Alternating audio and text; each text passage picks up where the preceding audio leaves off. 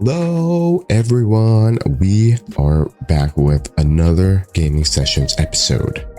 For today's video, we're gonna talk about the new hotness around the industry right now, and that is TCG Card Shop Simulator. I discovered this game through watching a bunch of streamers, and initially the draw was grabbing all of these cards and getting all the big valued cards and that dopamine hit. 100 cards, there we go!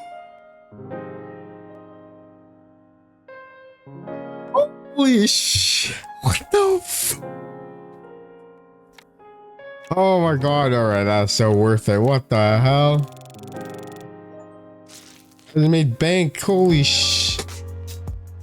Me and my younger brother loved Yu-Gi-Oh! It started with a TV show and it ultimately grew to actually playing the cards in real life. I still remember that day when I found out Yu-Gi-Oh! Wasn't just a TV show, but an actual card game that is out there for people to play. And as a 10-year-old at that time, it really blew my mind seeing something on TV that's being realized as a physical form of media or game.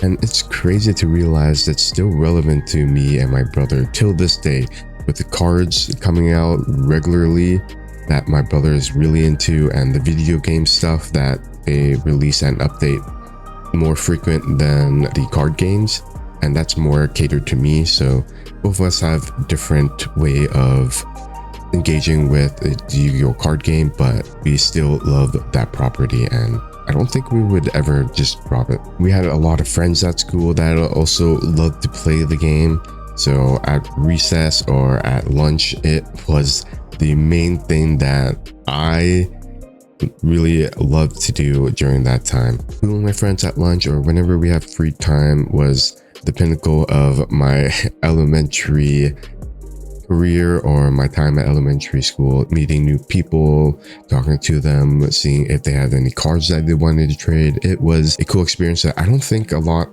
of people will have in school nowadays. You actually had to go to a dedicated TCG card shop to kind of have that experience. Yu-Gi-Oh! Was just something that me and my brothers just couldn't get away from, to the point that we daydreamed with one of our friends about opening our own TCG card shop. And of course, time passes and we became adults and our passions changed, and that card shop childhood dream kind of was not in our forefront.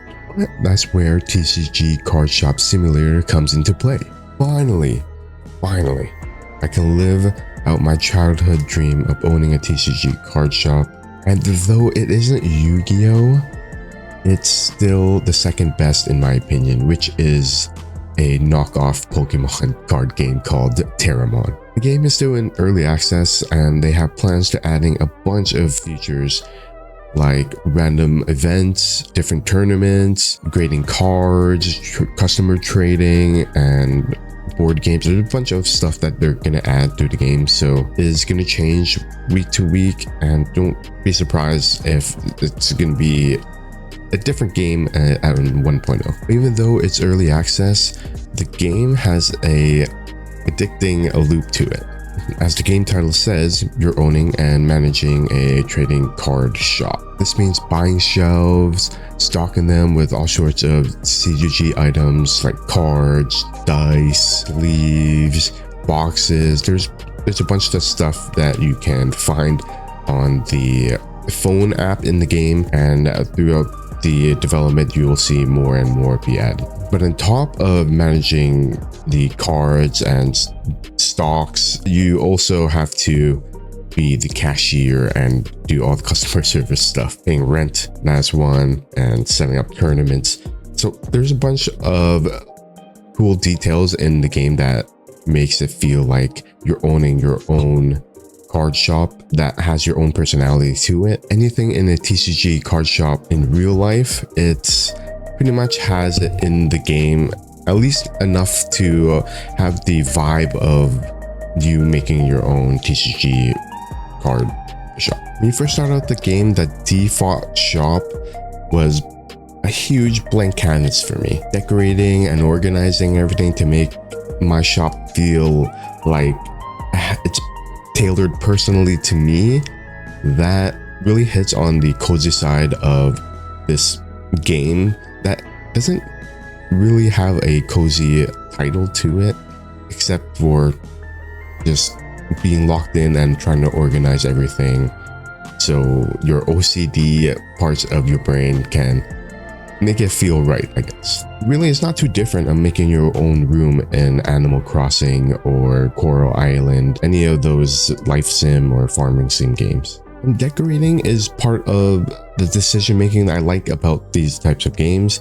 There's no end state or the things that you do wrong or anything like that when it comes to the choices. It's just, does this choice feel right to you, and does it fit with your image of what the shop is going to be? So getting back to the gameplay part of the game, after you purchase all the items on the app and you finally have all your merchandise, you can finally stock them on your shelves, and you have a bunch of shelves that connect together. You can have art tables where people can play, a glass table where people can buy your single cards. So there's more to it than making it look pretty. You also have to price the cards and individual items so you can make a profit out of them. There is a market price, and usually I go over that market price so I can get the most bang for my buck in terms of profit. And I try to keep the price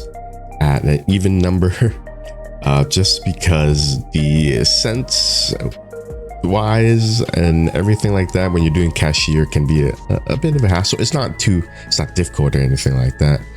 Just extra buttons and extra thinking that you don't really have to do if you price all your items correctly, or not correctly, but evenly. It's more the correct term. But of course, it's a trial and error thing when it comes to pricing in this game. So sometimes I will have it way too high for customers to even think about buying, and that can leave a customer dissatisfied and they leave even without buying anything, and that's just bad for business. For the cashier's job, it's pretty simple, giving people's change, putting in the correct debit amount. It's very simple. However, you can give extra cash to the customer, so make sure you have it at the right change that they need, or you're going to be losing money.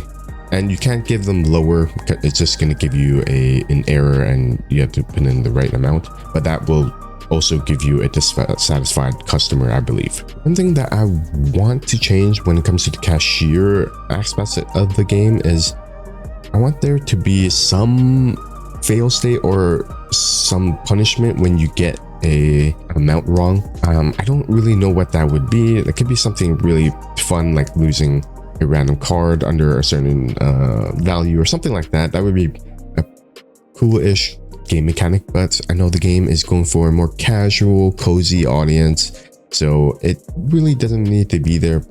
But adding that extra friction with the gameplay, and it makes it more interesting. Great addition to this game is adding a play table. It creates this communal space that really puts the whole shop together. The AI people that come into the shop that play Terramon really lights up the room and creates a vibe that really encompasses what a tournament at a TCG card game really feels like. And from the times that I participated in tournaments in real life, it hasn't been many, maybe a handful of times, it really puts the room and the shop together. If we have all these people just watching a tournament, they don't have to be playing, they could just be watching, having a conversation too, and that really brings that community aspect of the shop together. And TCG Card Simulator, you could set up your own tournament like any other card shop. I wish it could be more grandiose, but it just seems very simple right now just to set up a small tournament that will charge you a fee for a certain time and charge the customer a fee for every time they play in the shop. And be careful, that price might not be great for everyone and they might leave. They could watch, but they'll leave, just like any dissatisfied customer. An amazing feature, and the main reason that I think a lot of people are gravitating towards this game is the aspect of pulling cards from different packs of generation. To me, this is the most addicting part of the game other than organizing your items. Who doesn't love the mystery of opening a card to see if you can have a $500 value card, a $50 value card, a $2,000 value card? Those are just amazing dopamine hits that I don't think anyone would just drop or not like. But of course, you still have to buy the packs and draw the cards, so there is a risk reward for opening the packs, just like in real life. So each generation will have their own certain cards within each pack, and each of the packs will differ in price depending on the generation. So if you want the bang for your buck, you go with the first generation card, which for me is about like $3 to $4 that I marketed. And for the most part, you're gonna get like 50 cents, 10 cents, 12 cents cards. But once you hit the $20 value or the higher ones, you can really get a great return on investment and invest it into your shop, just like I did, and expanding the shop, getting more shelves, getting different items. So there are good benefits in drawing these crazy value cards, or you can just keep them and have them as decoration or as a collection. You do have a binder where you can keep all your cards that you want to collect, or you can use them to be purchased individually on the glass card table. For the most part, I've been selling all of those cards just so I can get some revenue in and keep upgrading my shop and adding more to the shop. When I started this game, I didn't really know how much I would love it. Seeing all the memorabilia from individual cards, card packs, sleeves, booster boxes, all that, it really took me back to when I was 10, 11 years old, to the TCG Card Shop in my local area. Just the addition of tables really put the vibes of having a TCG card shop together, having that communal space where people have similar goals and similar interests. That's something that encompasses what TCG shops are today. It reminded me of what mine and my brother's ideal TCG card shop would have looked like today. All we needed was a small square building right next to our school. So thank you, TCG Card Simulator, for letting our dreams live on.